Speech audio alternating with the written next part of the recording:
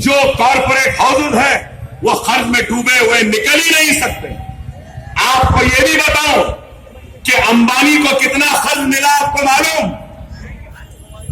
आपको तो नहीं मिला, दलित भाई को भी नहीं मिला, मगर अंबानी को 1,25,000 करोड़ का कर्ज मिल चुका है। उसको 1,25,000 मिल जाते हैं और हमको 25,000 भी नहीं मिलते। ये है अनिल अग्रवाल कंपनी, वेंडेटा ग्रुप। इनको कितना कर्ज मिला? 1,03,000 करोड़ का कर्ज। Essar group brothers 1,01,000 crore. गौतम अदानी को मोदी हुकूमत आने के बाद और 1 साल पहले से कितना मिला? 96,000 करोड़ मिल गए। 96,000 मिस्टर मोदी ने खुद अदानी को बोलकर सिफारिश कर कई करोड़ों का कर्ज दिलाया। किसके लिए दिलाया? ऑस्ट्रेलिया में माइनिंग करने के लिए। आप बताइए, मनोज गौर जेपी ग्रुप 75,163 करोड़ का लोन मिला। जिंदल 58,171, जीएमआर 47,000, लैंडको 47,000। ये मुंबई का एयरपोर्ट है ना, जीवी के है ना, इनको कितना कर्ज दिए मालूम? 33,933 करोड़। हाँ बताइए, उनको तो कर्ज मिलता है, हमको नहीं मिलता, गरीब को नहीं मिलता। आज यही बातें हैं जो हम लेकर आए हैं, आपको बता रहे हैं, बेदार कर रहे हैं कि आज ये मुल्क में सिर्फ और सिर्फ धोखा और बेईमानी की सियासत हो रही है। दलितों के साथ धोखा, मुसलमानों के साथ धोखा, हर एक के साथ धोखा। अरे आज हम इसी धोखे को बयान करने आए। बीफ बैन करे तो क्या बीफ हिंदुस्तान से जाना कम हो गया? अरे करोड़ों रुपये का कितना एक्सपोर्ट हो रहा है? 24 लाख टन बीफ हिंदुस्तान से बाहर जा रहा।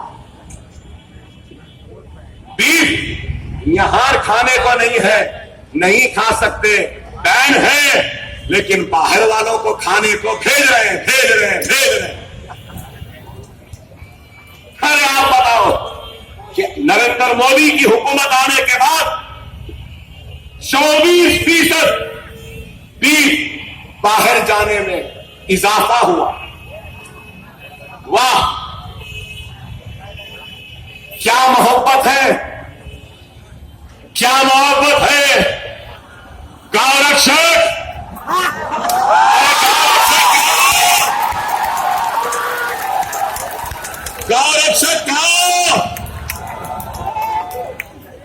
गाय कटती है, बीफ बुलक ये कटता है तो उसमें एतराज।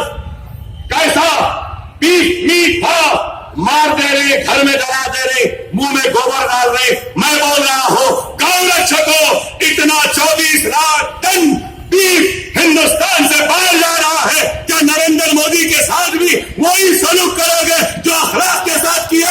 या फिर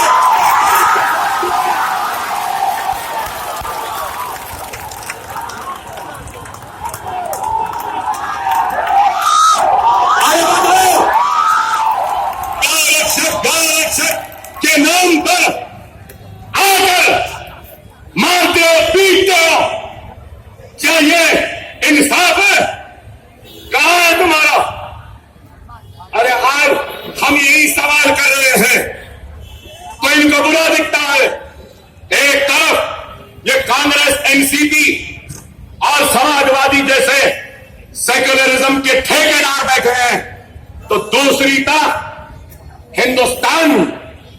माता के सुपुत्र बैठे हैं जो नेशनलिज्म का सर्टिफिकेट देते हैं।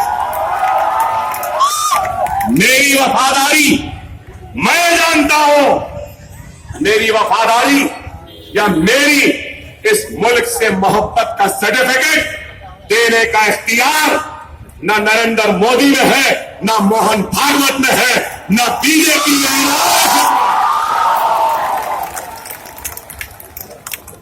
ना मेरे सेक्युलरिज्म का सर्टिफिकेट देने का इख्तियार ना किसी गांधी के पास है, ना किसी पवार के पास है, ना किसी यादव के पास है, ना किसी लालू के पास है, ना किसी बनर्जी के पास है। अरे आए हम अपने हक के मुताबिक के लिए जिद्दोजहद करते हैं तो इनको बुरा दिखता है। अरे आप बताइए कि इन्होंने हमको क्या दिया, 70 वर्ष में क्या किया आपके सामने है, और फिर 2014 से आज तक क्या हुआ। मैं यहां खड़े इस मजमे से सवाल नहीं करूंगा, क्योंकि हमने तो गुजरात के कातिलों को वोट नहीं दिया ना, नहीं दिए ना। हम अपने कातिलों को कभी वोट न दिए थे, न कभी देंगे। मगर मेरा सवाल है जिन लोगों ने मोदी को वोट दिया, मेरा उनसे सवाल, किस लिए वोट दिया, किस लिए वोट दिया? करप्शन के लिए दिया, रोजी रोटी के लिए दिया, लाइट के लिए दिया, यही थे ना बातें। मोदी साहब, मिस्टर मोदी ने बयान दिया, कहा कि 1 करोड़ नौकरियां दे, बोले ना करप्शन का खात्मा करें, स्विस बैंक में ब्लैक मनी है लेकर आएंगे, सबके खाते में 15 लाख डालेंगे। 15 लाख डालना तो छोड़ो, हमारे 15,000 दिन में नहीं निकाल सके।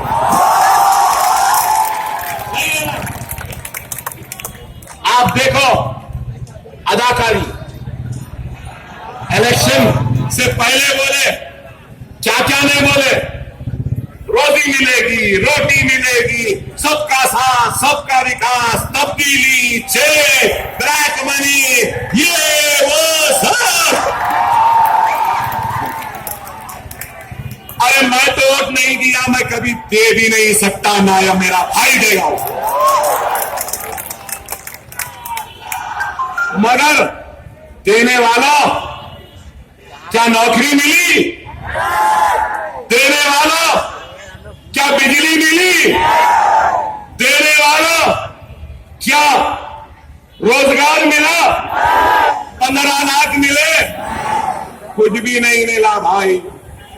याद दिलाऊंगा, पहले दिन पार्लियामेंट को आया, क्या आलम था, ओहो अदाकारी का,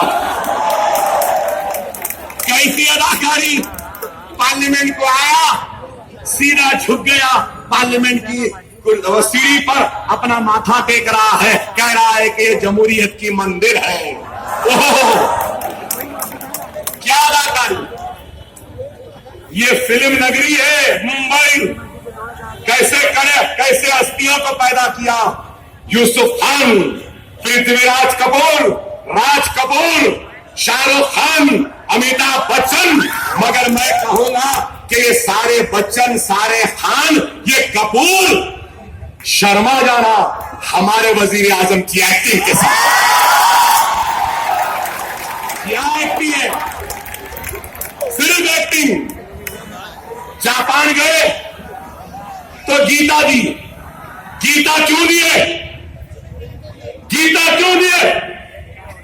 अरे हिंदुस्तान सेक्युलर मुल्क है, हिंदुस्तान का मजहब नहीं है, हिंदुस्तान हिंदुओं का नहीं, हिंदुस्तान मुसलमानों का नहीं, हिंदुस्तान सिखों का नहीं, हिंदुस्तान ईसाइयों का नहीं, हिंदुस्तान हिंदू, मुस्लिम, सिख, ईसाई सबका हिंदुस्तान है।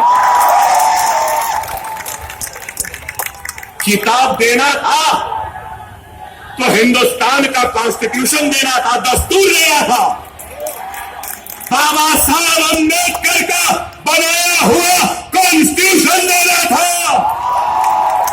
सही है नहीं दिए।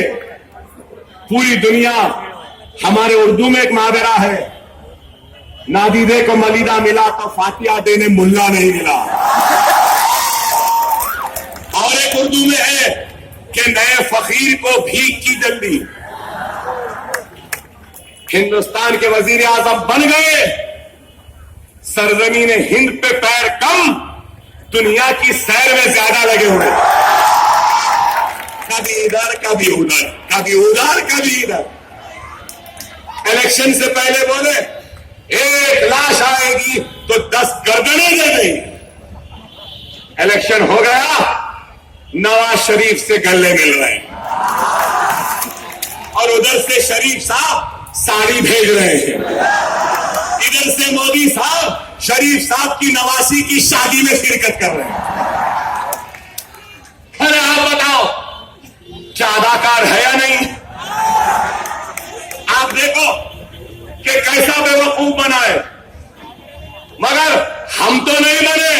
हम तो पहले से बोलते थे कि ये अदाकार है, ये झूठ बोलने वाला है, ये धोखेबाज है। आज भी कह रहे हैं।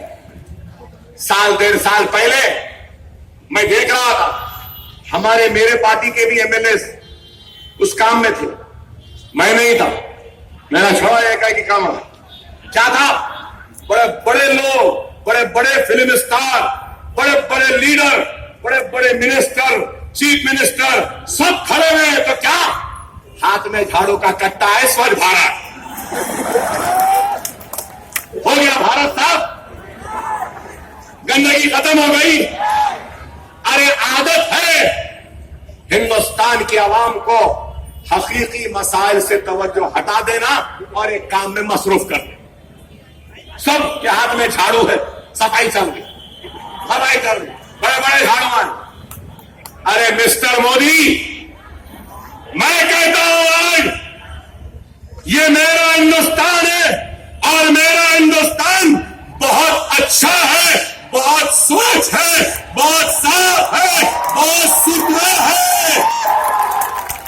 और मेरे और आपके हिंदुस्तान की सबसे बड़ी गंदगी है और इस गंदगी को साफ करना है तो वो गंदगी बीजेपी, संघ परिवार, आरएसएस की आइडियोलॉजी है, इनको खत्म करना। हिंदुस्तान की सबसे बड़ी गंदगी आरएसएस है, गंदगी बीजेपी है, गंदगी विश्व हिंदू परिषद के लोग हैं, गंदगी वो गांव रक्षक है, गंदगी ये लोग हैं। आज हम कह रहे हैं मोदी साहब निकले गंगा को साफ करने, गंगा का क्लीनिंग प्रोजेक्ट। अरे मैं तो कहूंगा अगर अल्लाह, गॉड, भगवान अगर गंगा को जबान देगा तो गंगा बोलेगी कि मुझे मेरी गंदगी कबूल है, सबसे पहले ये बीजेपी संघ परिवार की गंदगी को साफ करो। ये लोग ऐसे आज मुल्क को बांट रहे हैं, मुल्क को तकसीम कर रहे हैं। अरे आप बताइए, एक तरफ बीप बैन हो गया, तवज्जो हटाना था, फिर उसके बाद स्वच्छ भारत हो गया, हकीकी मसाइल से तवज्जो हटाना था। रातों रात याकूब मेमन को फांसी देगी। ठीक है, मैं उस बहस में जाना नहीं चाहता, मगर मैं पूछना चाहता हूं, मैं जानना चाहता हूं, अगर याकूब मेमन को फांसी दी गई तो मैं पूछना चाहता हूं कि बाबरी मस्जिद के कातिलों को कब फांसी देंगे, कब देंगे? हम बम धमाकों की मजम्मत करते हैं, मासूम लोगों की जान गई, किसी खातिर का साथ नहीं देंगे, लेकिन हम ये कहते हैं कि इंसाफ बराबर मिलना चाहिए। वो राजस्थान का गवर्नर बन गया कल्याण सिंह, जो चीफ मिनिस्टर था उत्तर प्रदेश का, बाबरी मस्जिद शहीद हुई। आज हमसे बोलते हैं एंटी नेशनल, मुल्क के गद्दार, मुल्क के दुश्मन। क्या यूपी की बीजेपी की हुकूमत ने सुप्रीम कोर्ट में लिखकर नहीं दिया था कि बाबरी मस्जिद की हिफाजत करेंगे? क्या पार्लियामेंट में नहीं कहा बाबरी मस्जिद की हिफाजत करेंगे? क्या नेशनल इंटीग्रेशन काउंसिल में नहीं कहा कि बाबरी मस्जिद की हिफाजत करेंगे? और फिर सुप्रीम कोर्ट में जो जबान दी उस पर कायम नहीं रहे, पार्लियामेंट में जो जबान दी उस पर कायम नहीं रहे और बाबरी मस्जिद को शहीद कर दिया। अरे मैं कहना चाहता हूं, बाबरी मस्जिद बेशक मुसलमानों की मस्जिद है, लेकिन उस मस्जिद के साथ साथ हिंदुस्तान के सेकुलरिज्म को भी गिराया गया, तोड़ा गया और हिंदुस्तान के सेकुलरिज्म को भी खत्म करने की कोशिश की गई। बाबरी मस्जिद सिर्फ मुसलमानों की अल्लाह के घर की निशानी नहीं, बाबरी मस्जिद हिंदुस्तान के सेकुलरिज्म की भी निशानी थी। क्या नहीं थी? फिर आज कब मिलेगी इनको सजा? मेरा सवाल, कब दोगे उनको सजा? नरसिम्हा राव ने क्या कहा पार्लियामेंट में बाबरी मस्जिद की शहादत के बाद? वो लोग जिन्होंने मस्जिद को गिराया, वो लोग एंटी नेशनल एलिमेंट्स हैं। अरे हम आह भी करते हैं तो हो जाते हैं बदनाम, हम आह भी करते हैं तो हो जाते हैं बदनाम, वो हत्ल भी करते हैं तो चर्चा नहीं होगा। क्या मेरी बात गलत है? सही। अब वो एंटी नेशनल आज बड़े बड़े कुर्सियों पे बैठ गए और हम कुछ थोड़ा बहुत बोलते हैं तो बुरा दिखता है। ऐसा क्यों बोले, वैसा क्यों बोले, अकबर ओवैसी ऐसा क्यों बोला, अकबर ओवैसी वैसा क्यों बोला, अकबर ओवैसी ये क्यों बोला, अकबर ओवैसी वो क्यों बोला। अरे 70 वर्ष से तुम बोलते रहे, अरे हम आज बोल रहे हैं तो बुरा दिख रहा है। अब वो दिन गए जब तुम बोलते थे हम सुनते थे, अब हम बोलेंगे तुमको सुनना पड़ेगा। अरे समझते थे कि हम गूंगे हैं, नहीं, हमारे हलक में भी जबान है। अगर तुम हमको छेड़ेंगे तो हम तुमको भी छोड़ेंगे नहीं।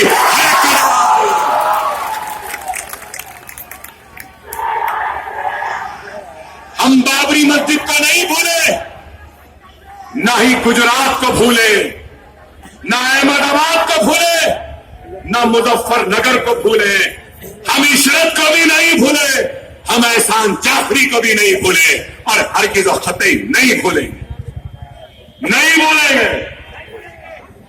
अरे आज हम अपने हक की लड़ाई लड़ रहे हैं, इंसाफ की लड़ाई लड़ रहे हैं। आज मैं बोलूं तो बुरा दिखेगा। अरे मैं सवाल करता हूं, बताओ, मैं पूछना चाहता हूं, मालेगांव का धमाका हुआ, बच्चों को गिरफ्तार किया, जेल में डाला। मैं बोलता हूं तो इनको बुरा दिखता है, मगर मैं पूछना चाह रहा हूं, मालेगांव में धमाका हुआ, मुसलमान बच्चों को पकड़े, कोर्ट से बाइज्जत बरी हुए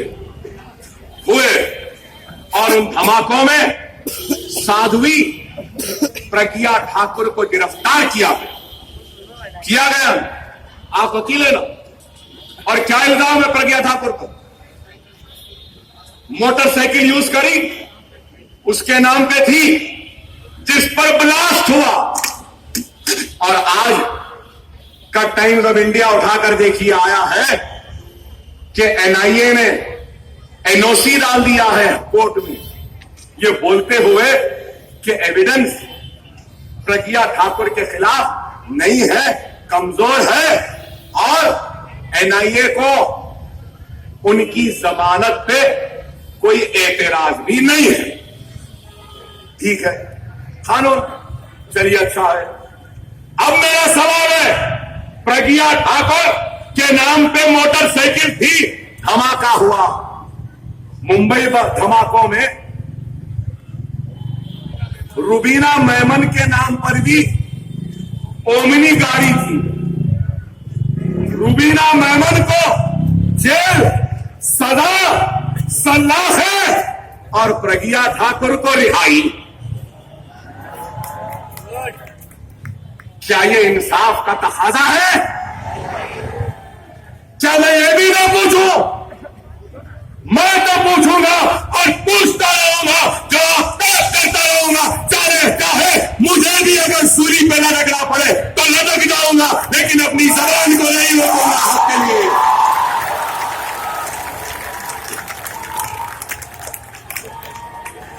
क्या इंसाफ है? गोधरा में जो मुल्जिमीन, जो कातिलों को पकड़ा गया, उनको सजाए मौत दी गई। अच्छा करे, कातिलों को सजाए मौत होनी चाहिए, मैं उसके खिलाफ नहीं, लेकिन मैं पूछना चाहता हूं, नरोडा पाटिया के कातिलों को फांसी क्यों नहीं दी गई? ये मेरा सवाल है। नरोडा पाटिया के कातिलों को सजा हुई, सजाए मौत नहीं हुई। गोधरा ट्रेन जलाने के कातिलों को फांसी का ऐलान।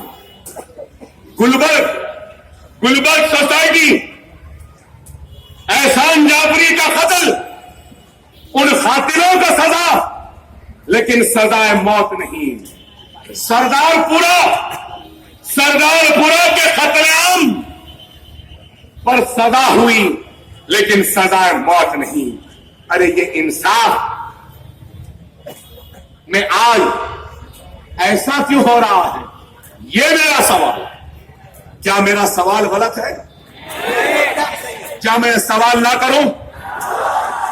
अरे कोई करे या ना करे, हम तो ये सवाल करते रहेंगे और बराबर पूछते रहेंगे, क्योंकि ये सवाल हक है, ये सवाल इंसाफ है। हम इंसाफ का मुतालबा कर रहे हैं, लेकिन आज हम अपनी हक के लिए आवाज उठाते हैं तो हमको दबाने की कोशिश होती है। अरे हम ये मुल्क के वफादार हैं, हम ये मुल्क से कभी कोई गद्दारी नहीं करेंगे। अरे ये मुल्क में हम सिर्फ 1947 के बाद से नहीं है, इस मुल्क में हम 2000 साल से रहते हुए आए हैं।